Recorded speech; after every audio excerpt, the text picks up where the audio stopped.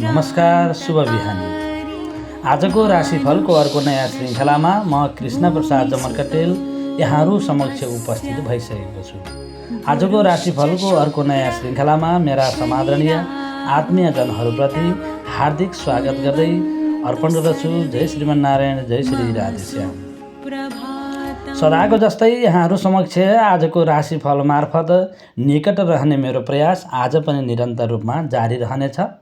ग्रह गोचरको आधारमा आजको दिनचर्या कसरी बित्न सक्नेछ भन्ने आकलन सहितको प्रस्तुति आजको राशिफलको यो मेरो यस प्रस्तुति हेरिसकेपछि सुनिसकेपछि मेरो प्रस्तुति के कस्तो रह्यो यहाँहरूले आफ्नो स्वस्थ प्रतिक्रिया पनि दिनुहुनेछ भन्ने मैले पूर्ण विश्वास लिएको छु।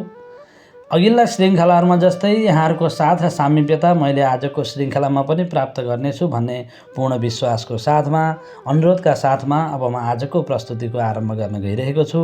आजको प्रस्तुतिको आरम्भ गरौँ आजको पञ्चाङ्गबाट। आज मिति 2082 साल माघ महिनाको 11 गते आइतबार, तदनुसार जनवरी 25 तारिक सन् 2026 नेपाल सम्मत 1146, श्री सूर्य उत्तरायण शिशिर ऋतु सिद्धार्थी नाम संवत्सर। आज माघ शुक्ल पक्षको सप्तमी तिथि। त्यस्तै चन्द्रमा आज मध्याह्न 12:07 मीन राशिमा रहनेछन् भने मीन राशिमा रेवती नक्षत्रमा रहनेछन् भने उपरान्त मेष राशिमा प्रवेश गर्नेछन्। त्यस्तै आज विष्कुम्भादि योग अन्तर्गत सिद्ध योग रहेको छ भने गदकरण र त्यस्तै आनन्द आदि योगमा प्रवर्ध योग रहेको छ। सूर्योदय बिहान 6:55 र सूर्यास्त साँझ 5:38 हुने जानकारी यहाँहरूलाई गराउन चाहन्छु। यो त भयो आजको पञ्चाङ्ग। अब आजको पञ्चाङ्ग सँगसँगै ग्रह गोचरले आज तपाईँ हाम्रो दिनको बारेमा के भन्छ त हेरौँ आजको राशिफलमा। आजको राशिफलको आरम्भ गरौँ मेष राशिबाट। मेष राशि हुनेहरूको लागि आज मिश्रित फल प्राप्त गर्ने समय भनिन्छ। आजको दिनलाई आँटे ताकेका कामहरूमा निरन्तर अवरोध आइरहे पनि बिस्तारै दाजुभाइको सहयोगले समस्याहरू हल हुँदै जाने देखिन्छ।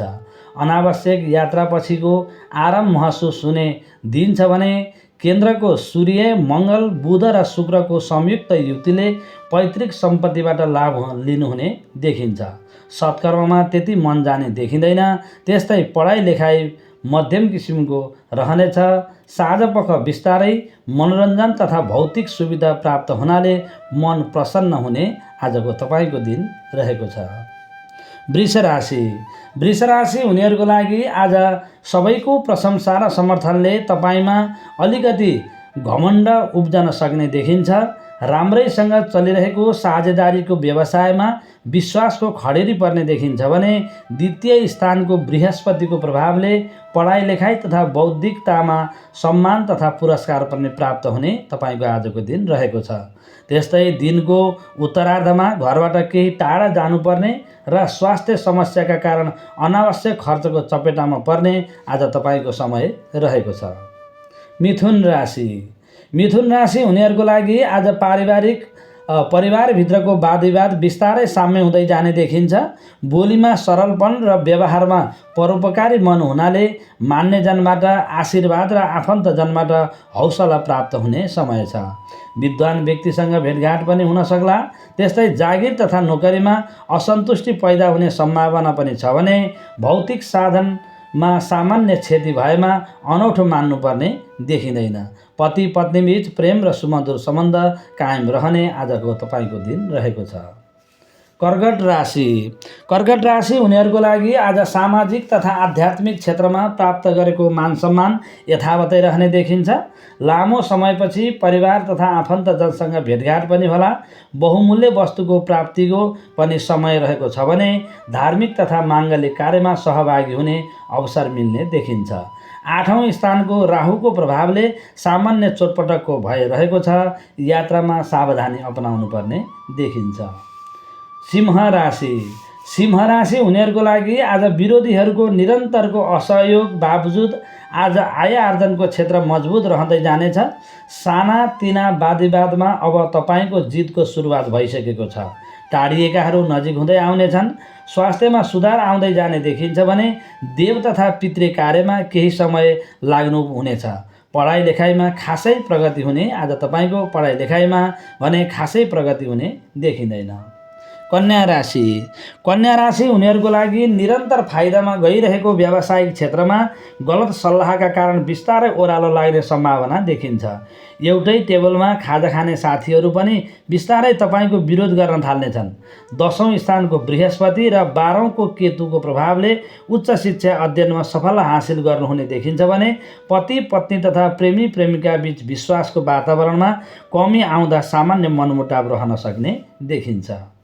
तुला राशि उनीहरूको लागि आज 6औं स्थानको चन्द्रमा र शनिको प्रभावले साथीभाइबाट मनज्ञ सहयोग र लाभ लिने समय छ। मिठो बोलेरै मित्रहरूलाई आफ्नो बसमा राख्न सक्ने क्षमताले विपरीत लिङ्गी पनि आकर्षित हुने देखिन्छ। फलस्वरूप बिस्तारै प्रेम सम्बन्ध गाँसिन पनि सक्छ।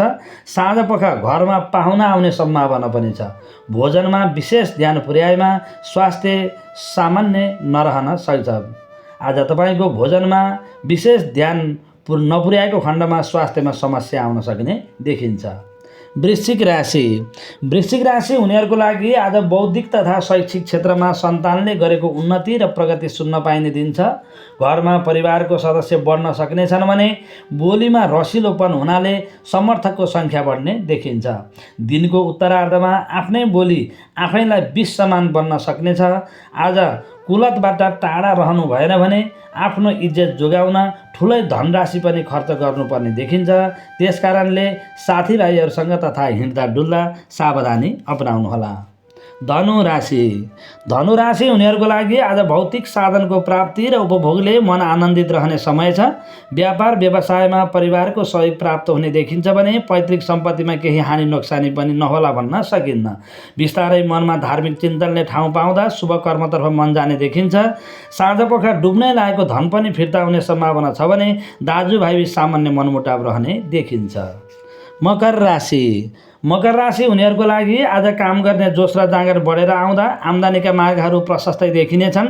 सुन चाँदी आदि वस्तुहरूको खरिद तथा प्राप्तिको समय छ भने मन सफा भए पनि बोलीमा कठोरपना आउँदा आफन्तहरूमा तपाईँप्रति त्यति विश्वास नरहन सक्छ। मातापितासँग सामान्य मनमुटाव पनि रहला। स्वास्थ्य सामान्य रहने देखिन्छ। कुम्भ राशि उनीहरूको लागि आज तपाईँको बोली मात्रै सुन्न पनि मानिसको ठुलो जमघट लाग्नेछ। अरूलाई बसमा राखेर आफूले नेतृत्व लिन सक्ने सम्भावना मजबुत रहने देखिन्छ। आय आर्जनमा सन्तोषजनक प्रगति हुने देखिन्छ भने बल तथा बुद्धिको घमण्ड पनि रहनेछ।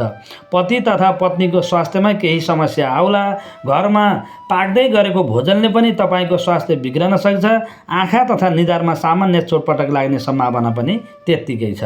र अन्त्यमा मीन राशि उनीहरूको लागि आज व्यवसाय परिवर्तनको सोच पनि आउन सक्छ। रोजगारको खोजी गर्नेहरूको लागि आज प्राप्तिको समय छ। अलिक समयको आरामपछि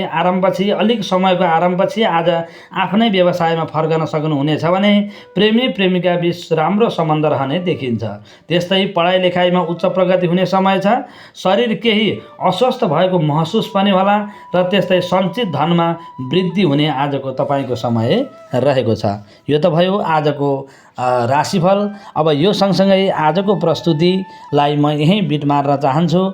जाँदै मेरो प्रस्तुतिलाई अन्तिमसम्म सुनिदिनु भएकोमा मेरा समादरणीय आत्मीयजनहरूप्रति धेरै कृतज्ञता जाहेर गर्दै आउँदा दिनहरूमा पनि यस्तै किसिमको साथ र सहयोगको अपेक्षा गर्दै म आजको प्रस्तुतिबाट कृष्ण प्रसाद जमर्कटेल बिदा हुन्छु। हस्त। जय श्रीमन्नारायण। जय श्री राधेश्याम।